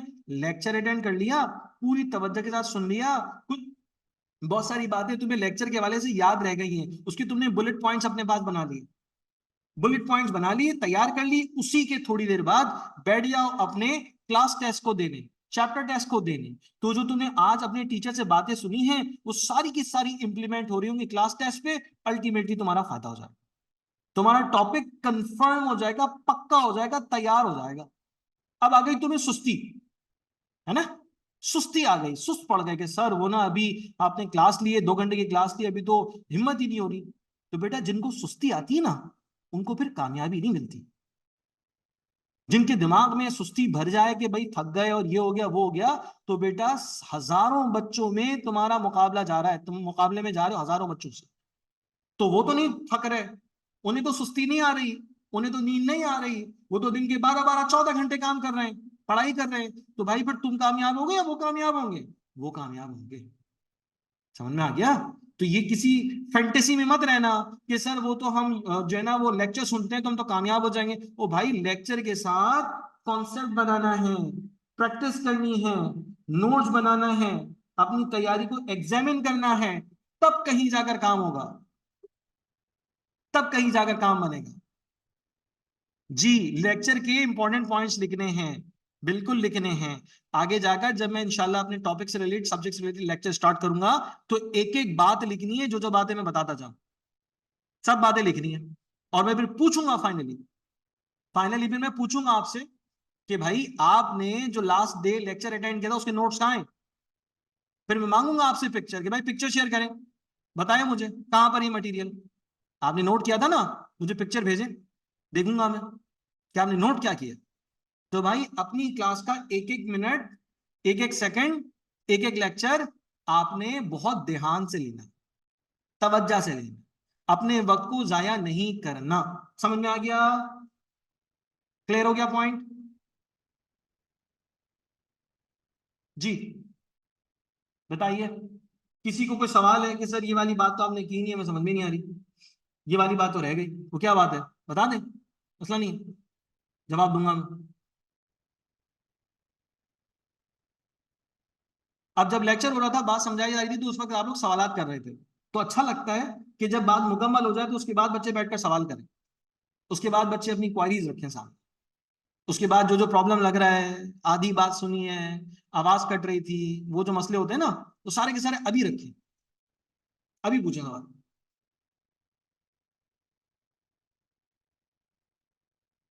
कोई सवाल नहीं है? सब क्लियर है? सब क्लियर है तो बताएं, मैं फिर अभी से सब्जेक्ट की स्टडी शुरू करेंगे इंशाल्लाह। ठीक है भाई, आगाज करते हैं, आगाज करते हैं। आज से हम अपने सब्जेक्ट लेक्चर का आगाज कर रहे हैं। सारी बातें मैंने समझाई कि तुम्हारी बेस्ट प्रिपरेशन के लिए क्या क्या बातें जरूरी हैं, सारी बातें मैंने बता दी। अब प्रैक्टिस करना है, अमल करना है उन बातों पे, और मैं सबकी क्लास लूंगा। जिसने काम नहीं किया मैंने उनके कान खींचने हैं, मैंने उनकी डांट लगानी है, मैं छोड़ूंगा नहीं किसी एक को भी। कि अगर आप सोचेंगे सर वो तो आप इंग्लिश पढ़ाते हैं ना, हमने फिजिक्स में टेस्ट नहीं दिया तो क्या हुआ, कोई मसला थोड़ी है। हाँ, केमिस्ट्री में टेस्ट नहीं दिया तो क्या हुआ, सर बायोलॉजी में टेस्ट नहीं दिया तो क्या हुआ। आप किसी भी सब्जेक्ट का टेस्ट यूज करेंगे, मैं आपकी सही से फिर क्लास लूंगा ठीक से, क्योंकि आपके तमाम सब्जेक्ट्स मिलकर आपका रिजल्ट बनाते हैं। आप सब मेरे बेटे हो, आप सब मेरी बेटियों जैसी। तो मेरा क्या काम होगा? मेरा काम होगा कि मेरे बच्चे बेस्ट स्कोर करें। तो बेस्ट स्कोर सिर्फ इंग्लिश तो नहीं होगा ना, सिर्फ लॉजिकल रीजनिंग से बेस्ट स्कोर तो नहीं बनेगा, सारे सब्जेक्ट की बेस्ट प्रिपरेशन से स्कोर बनेगा।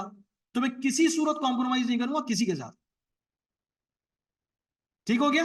काम करेंगे, अल्लाह हमारे काम को, हमारी मेहनत को देखेगा, कहेगा हाँ देखो मेरा बंदा मेहनत कर रहा है, तो इंशाल्लाह जरूर जरूर अल्लाह ताला हमें बेस्ट रिवॉर्ड अता फरमाएगा। मेहनत ही नहीं कर रहे, बैठे हुए हाथ पे हाथ रखे, तो फिर अच्छा नहीं लगेगा ना। खुद हमारे पैदा करने वाले को अच्छा नहीं लगेगा, उसने हमें इतनी नेमतें दी हैं, इतनी सहूलतें दी हैं, और फिर भी हम मेहनत नहीं कर रहे, तो ऐसा अच्छी अच्छी चीज नहीं होगी। ठीक है बेटा, सर थोड़ा टाइम टेबल के बारे में भी गाइड कर दें। बेटा हर किसी का टाइम टेबल दूसरे के टाइम टेबल से मुख्तलिफ हो सकता है। अब इस टाइम टेबल में कितने आवर्स किस काम को देने थे ये तो आप डिसाइड करेंगे, मगर एक दिन के वक्त में स्टडी प्लान में क्या क्या चीजें जरूरी हैं वो मैं आपको बता देता हूं फटाफट से। ठीक है जी।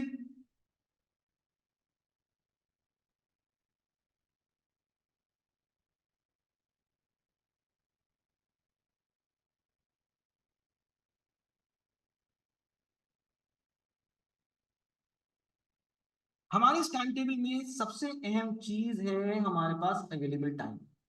हमारे पास 3 मंथ्स है, ये ना अपने पास लिख के रख लो बस। ये है हमारे पास 3 मंथ्स, हो सकते हैं तुम्हें ज्यादा लगे होंगे, सर इतना सिलेबस है, 3 महीने ओ हो, तो भाई फिर यूं लिख लो 90 डेज, और रोजाना एक दिन कम करके दिखाओ खुद को कि भाई 90 थे 89 हो गए। ये चीज तुम्हारे पास रोजाना की बुनियाद पे होनी चाहिए, जहां तुम पढ़ रहे हो जिस रजिस्टर पे उस पर लिखते जाओ तो भाई इतने दिन रह गए। एक रिमाइंडर है, एक रिकॉल है, ठीक है। सर हमें लाइव क्लास लेनी है, किसी सूरत छोड़नी नहीं, हर हाल में लेनी लाइव क्लास। लाइव क्लास के बाद खत्म हो गई, हमें नोट्स बनाने हैं। नोट्स बनाने के बाद हमें क्लास टेस्ट फॉलो करना है।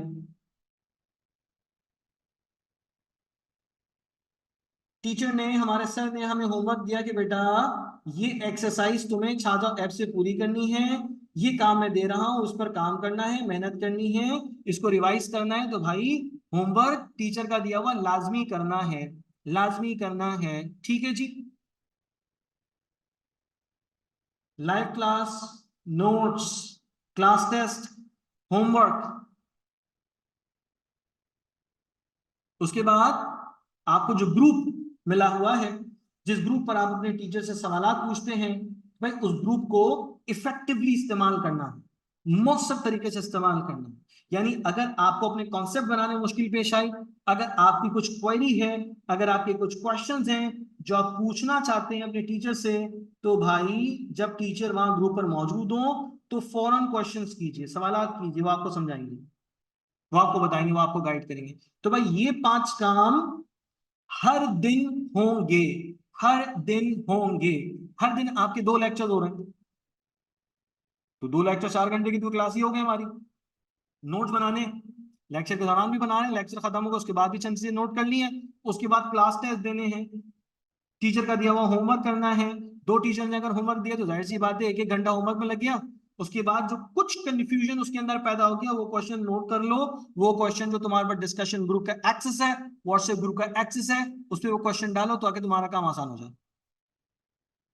इंग्लिश के लिए कौन सी बुक से कंसर्न करें, अभी बता देता हूं बेटा, टेंशन नहीं लो।